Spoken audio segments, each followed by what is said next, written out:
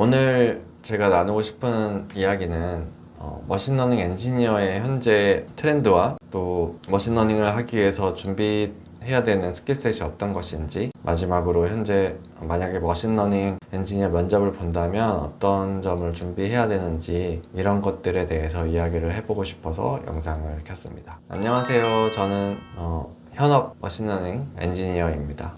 현재는 이제 대기업에서 머신러닝 관련된 개발을 하고 있고요. 이 회사 이전에는 스타트업에서 추천 모델을 만드는 머신러닝 개발을 했습니다.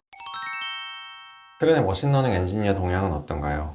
최근에는 이제 머신러닝 분야가 AI 리서치 직군과 머신러닝 엔지니어 직군으로 나눠져 있는 곳이 많은 것 같아요. 머신러닝 엔지니어라는 이름도 최근에는 AI 엔지니어라고 바뀐 지가 좀 된 것 같고요. 그렇지만 아직까지는 머신러닝 엔지니어나 AI 엔지니어가 비슷한 비중으로 사용되고 있고, 조금 머신러닝 엔지니어가 확장된 개념으로 봤을 때는 MLOps 엔지니어, ML 인프라 엔지니어, ML 소프트웨어 엔지니어, 이런 용어들이 이제 다양하게 사용되고 있습니다. 그럼 머신러닝 엔지니어랑 AI 엔지니어가 어떻게 다른가요? 제 경험으로는 머신러닝 엔지니어는 LLM이나 에이전트 AI 나오기 이전에 딥러닝이나 머신러닝, 통계 기반의 모델링 등을 다 포괄하는 그런 전통적 개념의 모델을 가지고 서비스할 때 머신러닝 엔지니어라고 부르는 것 같고, AI 엔지니어는 당연히 이제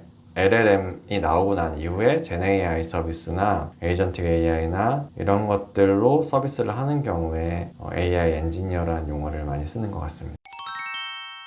채용은 어떤 편인가요? 채용은 양쪽 다 꾸준히 있는 것 같아요. 당연히 모든 머신러닝 서비스가 다 GenAI나 LLM이나 에이전틱 AI는 아니고, 기존에도 뭐 비전이나 추천이나 예측이나 이런 다양한 머신러닝 서비스들이 있었기 때문에 그런 서비스들을 관리하고 계속 확장해 나가는 분야가 있는 거라서 머신러닝 엔지니어랑 AI 엔지니어 모두 채용은 있는 것 같고요. 다만 머신러닝 엔지니어가 조금 더 성숙된 분야이기 때문에 아마 채용을 하는 경우에는 연차가 조금 더 높을 것이고, AI 엔지니어 같은 경우는 보다 LLM이나 GenAI 경험을 더 깊이 있게 해본 분들을 찾고 있고, 또 그런 최신 기술들을 가지고 있는 분들을 원하기 때문에 AI 엔지니어의 경우에는 연차가 좀 낮더라도 그런 경험들이 있는 분들이 많이 수요가 있는 것 같습니다. AI 엔지니어, 머신러닝 엔지니어가 되기 위해서 어떤 스킬셋이 필요한가요?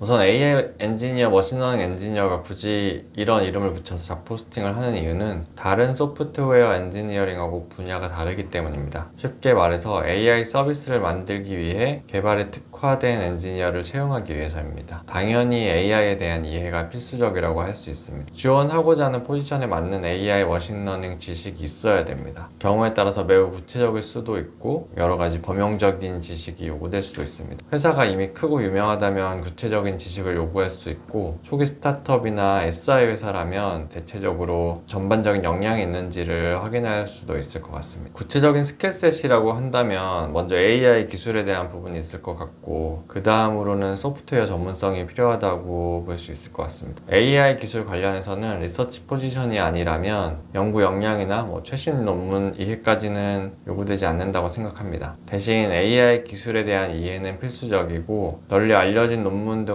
읽었을 때 그걸 이해하고 자기 것으로 만들 수 있는 역량 정도는 필요하다고 생각합니다. 따라서 기존에 AI나 ML 전공을 하신 분들이 유리할 수도 있을 것 같습니다. 그렇지만 지금 최근 트렌드로 봐서는 관련 전공이 필수로 요구되지는 않는 것 같습니다. 국내에서 한정해 본다면 소프트웨어 쪽이 좀 더 중요할 것 같습니다. 파이썬 백엔드 기술이 있는 엔지니어라면 더 좋을 것 같고, 그 중에서도 패스트 API를 다뤄봤거나 객체 지향에 익숙한 분들이면 좋습니다. 머신러닝의 경우 서빙 기술을 깊이 요구합니다. 따라서 머신러닝을 서빙해보고 자신만의 기술을 가지고 계신 분들이 유리하다고 생각합니다. 면접은 어떻게 준비하면 되나요?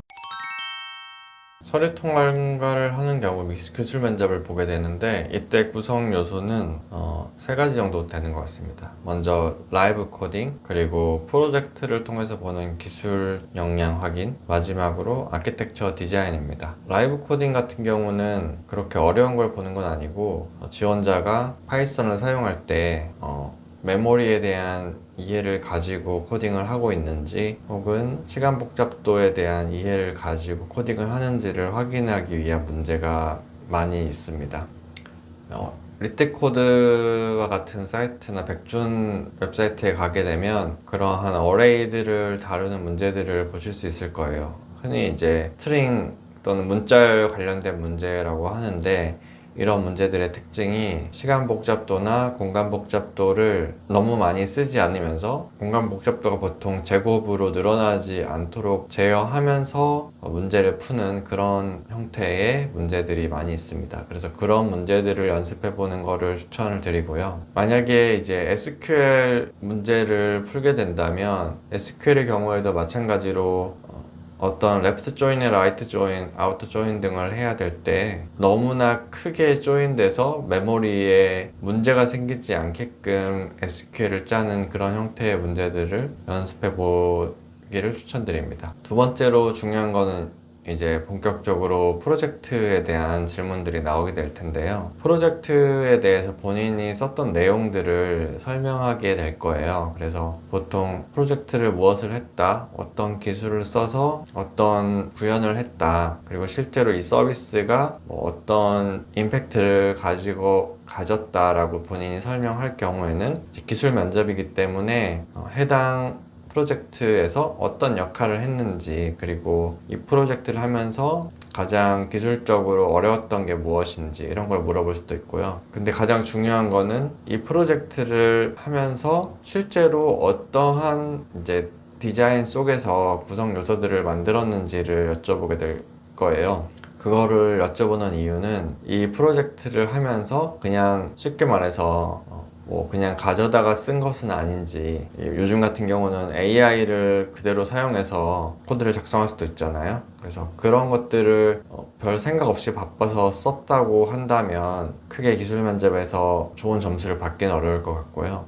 좋은 점수를 받으려면 실제로 내가 개발을 하면서 겪었던 일들 중에서 조금 깊이 있게 들어가서 살펴봤어야 되는 부분들을 이야기하는 게 좋을 것 같아요. 실제로 업무에서 깊이 있게 들어가서 본 부분이 있다면 그 부분을 정리하는 게 제일 좋겠지만, 만약에 실제로 업무에서 깊이 있게 들어가지 못하고 넘어갔다고 하더라도 면접을 준비할 때는 그 부분을 좀 심도 있게 조사를 해서 자신이 그 부분에 대해서 어떤 고민을 했고 어떤 이해를 하고 있었는지를 설명하는 게 중요할 것 같습니다.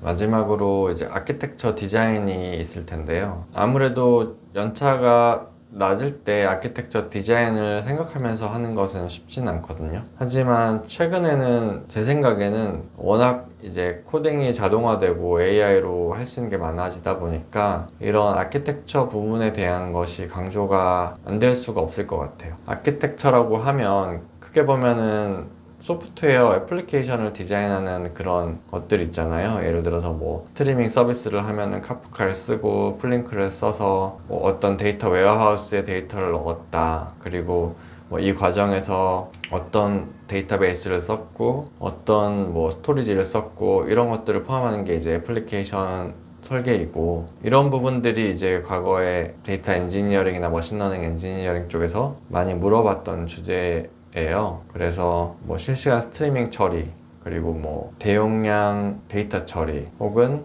빠른 이제 대용량 트래픽 서빙하기, 이런 것들이 이제 흔하게 나오는 주제인데, 이런 애플리케이션 디자인에 대한 질문이 있을 수가 있고, 두 번째는 프로그램 자체에 대한 디자인에 대해서 이야기를 나눌 수도 있어요. 이런 경우는 흔하지는 않지만, 만약에 자신이 그런 소프트웨어 디자인에 관심이 많고 그 부분에 대해서 강점이 있다면 이제 뭐 객체 지향 설계라든지 뭐 도메인 주도를 설계했다든지, 뭐 그렇게까지 체계적이지 않더라도 자신이 프로그램을 설계함에 있어서 어떤 철학을 고민했고 실질적으로 어떤 문제들을 잘 논리적으로 처리했는지, 이런 부분에 대해서 자기 이제 경험을 설명하면서 동시에 이거를 좀 개념적으로 전달할 수 있는 방법을 고민을 하는 게 좋을 것 같아요. 왜냐면 이 자기가 한 거를 설명을 하면 사실 듣는 사람은 이게 뭔지 정확하게 이해할 수가 없어요. 보통 내가 이렇게 코딩을 했다, 뭐 함수를 이렇게 짜고 클래스를 이렇게 짰다, 그 이유는 뭐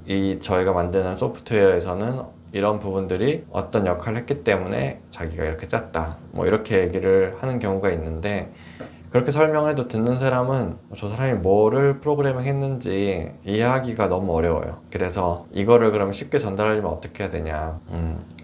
아무래도 다른 사람들이 많이 언급하는 공통된 그런 논리적인 프레임워크를 가지고 설명하는 게 좋겠죠. 그래서 가장 쉽게 설명할 수 있는 거는 내가 객체 지향을 하기 위해서 어떤 디자인을 선택을 했는데 그 선택을 함에 있어서 장점과 단점이 무엇이 있었고 그런 것들이 이제 알려진 이론이나 예제들이 많이 있잖아요. 사례들이. 그런 것들을 잘 정리해서 실제 자신의 케이스에서 있었던 일을 설명하면 이제 그게 베스트일 것 같습니다.